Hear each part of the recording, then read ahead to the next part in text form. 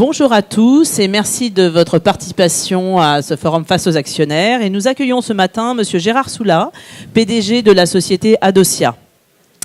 Alors, Monsieur Soula, bonjour. Bonjour. Je souhaiterais savoir, et les personnes présentes dans la salle, quelle est l'activité de votre société? C'est-à-dire, Adosia, c'est quoi? Quel métier? Quelle philosophie? Voilà. Présentez-nous votre société, s'il vous plaît.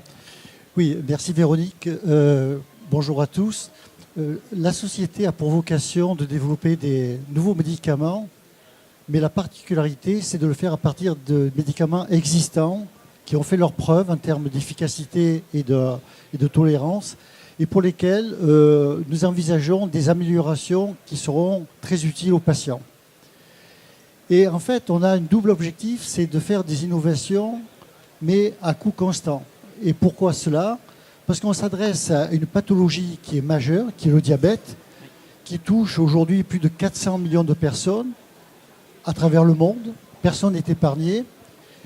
Et il y a un problème d'économie qui se pose pour que tout le monde ait accès, en particulier à l'insuline, qui est un médicament vital.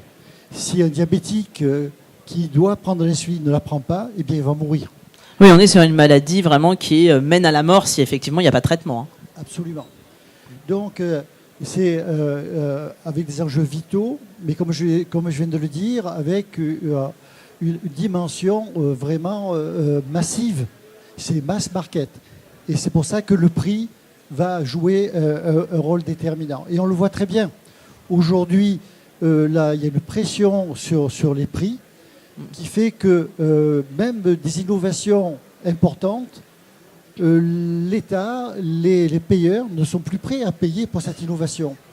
Et je crois que le choix qu'on a fait, nous, il y a 10 ans, quand on a créé Adosia, c'est de vraiment trouver des innovations à prix constant. Oui, en ayant un prix raisonnable de façon que ce soit accessible au plus grand nombre. Absolument. Voilà. Et donc, cette genèse de la société, il y a 10 ans, vous aviez plusieurs maladies sur lesquelles vous travaillez, ou c'était essentiellement une vocation spécifique sur le diabète? Non, en fait, c'est un peu par opportunité. On a vu que la technologie à laquelle on pensait, sur laquelle on avait trouvé des performances, ça s'appliquait très bien au diabète. Mais pour tout vous dire, aujourd'hui, on l'étend à l'obésité et probablement à d'autres pathologies majeures. Donc, ce n'est pas exclusif du tout.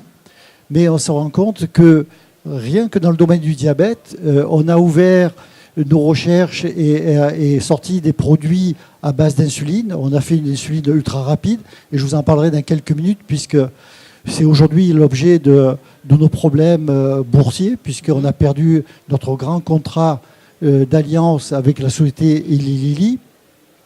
Mais il y a quelques jours, on a communiqué des résultats tout à fait prometteurs sur le glucagon, qui est une autre hormone essentielle dans le traitement du diabète.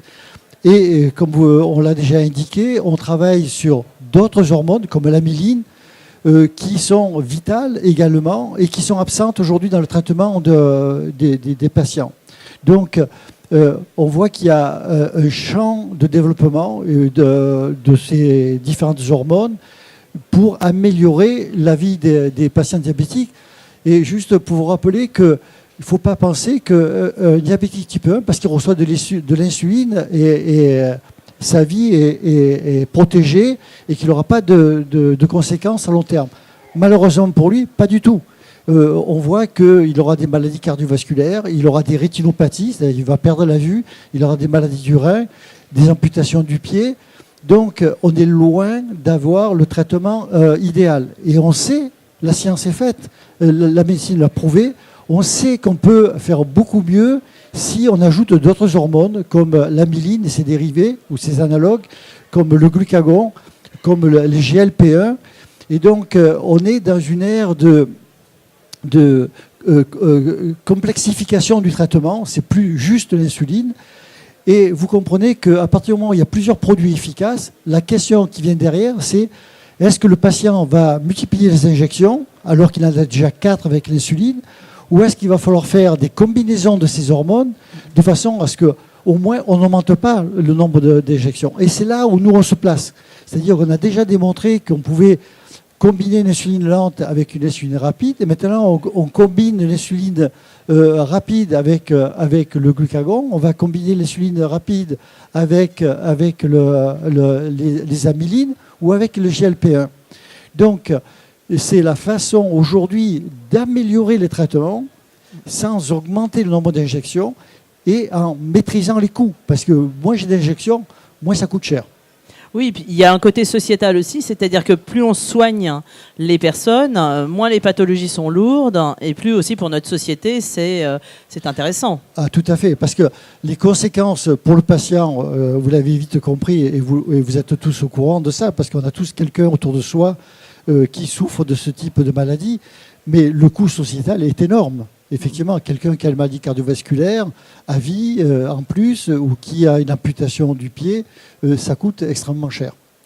Alors par contre, sur ce type de recherche, effectivement, on est sur un temps de recherche et développement qui est important, qui n'est pas le temps boursier, en fait.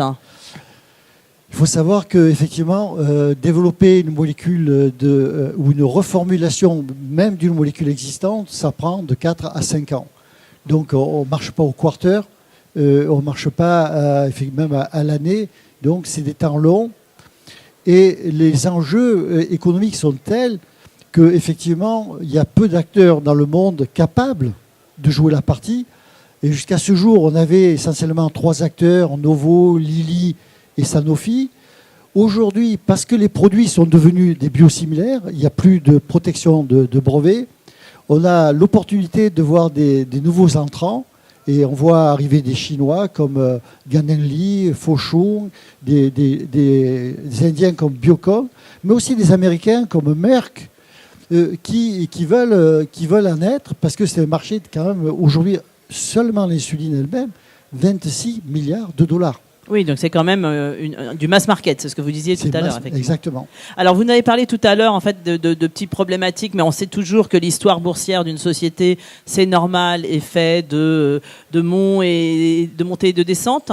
Et alors vous aviez en fait trouvé un partenariat très très intéressant effectivement en 2014 avec Eli Lilly, et il s'est passé quelque chose au début de cette année. Donc parlez-nous-en. Je sais que ça vous tient à cœur d'exprimer ça aux actionnaires. Absolument, c'est une opportunité pour vous expliquer plus en détail ce qui s'est passé. D'abord, on n'a pas trouvé un partenaire, on avait retrouvé un partenaire.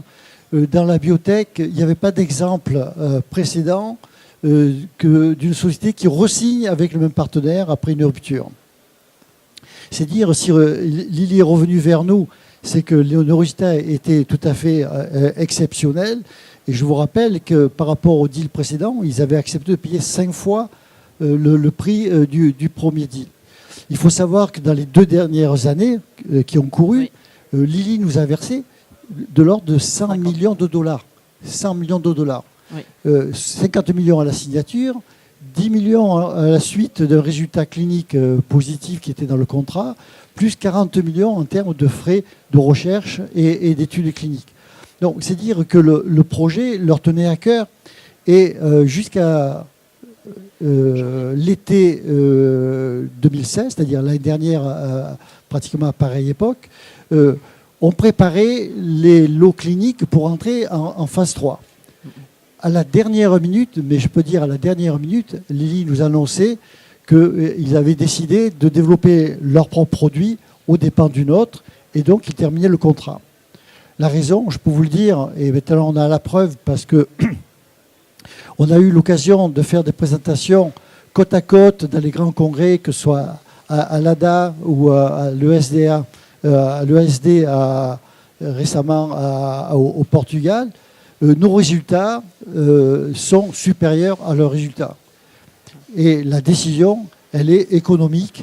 C'est que développant leurs produits, ils s'évitent de nous payer 500 millions de dollars qui étaient prévus dans le contrat, plus des royalties. Donc ça, c'est les faits. Et donc, c'était leur libre arbitre de décider de faire ainsi.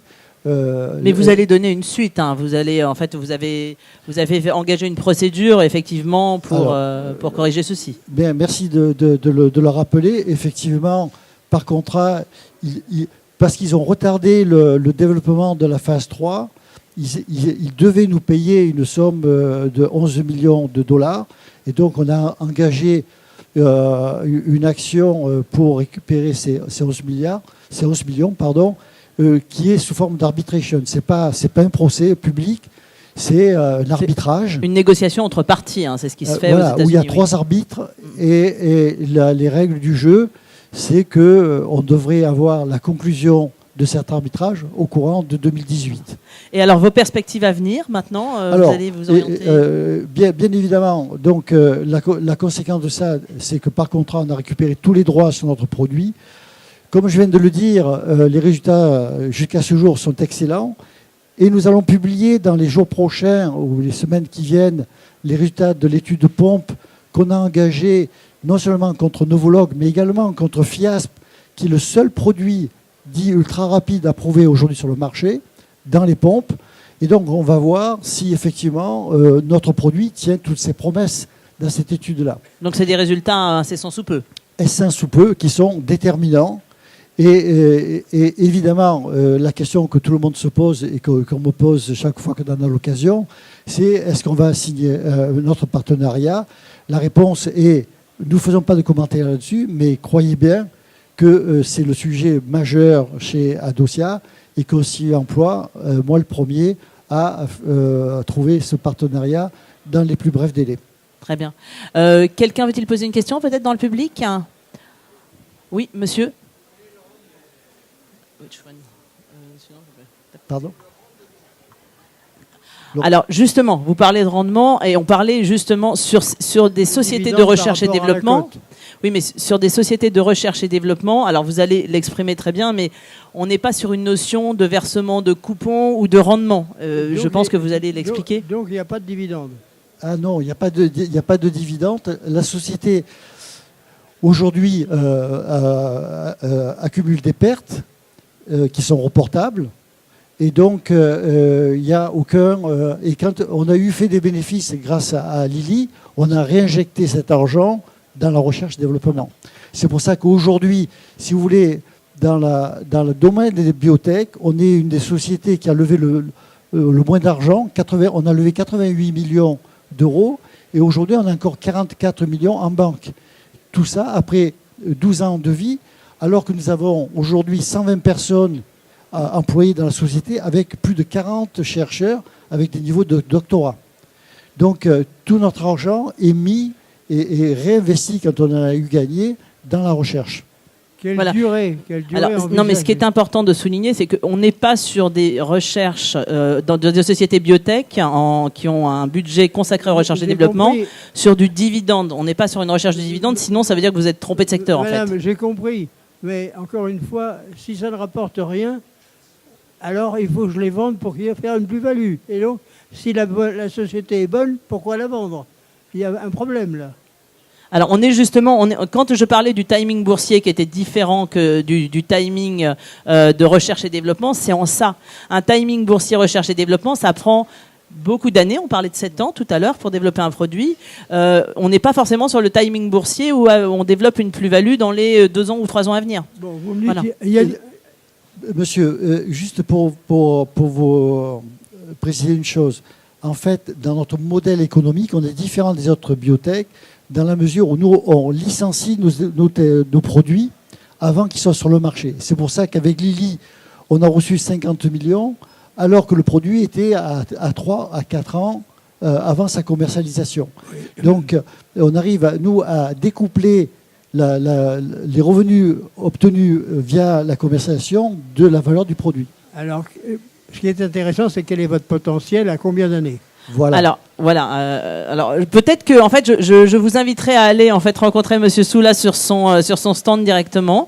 Oui. Vous êtes au stand Adocia, pas très loin. Donc j'invite toutes les personnes qui souhaiteraient poser des questions à Monsieur Soula à le rejoindre sur le stand Adocia. Et je vous remercie de ces explications très claires et très synthétiques. Merci.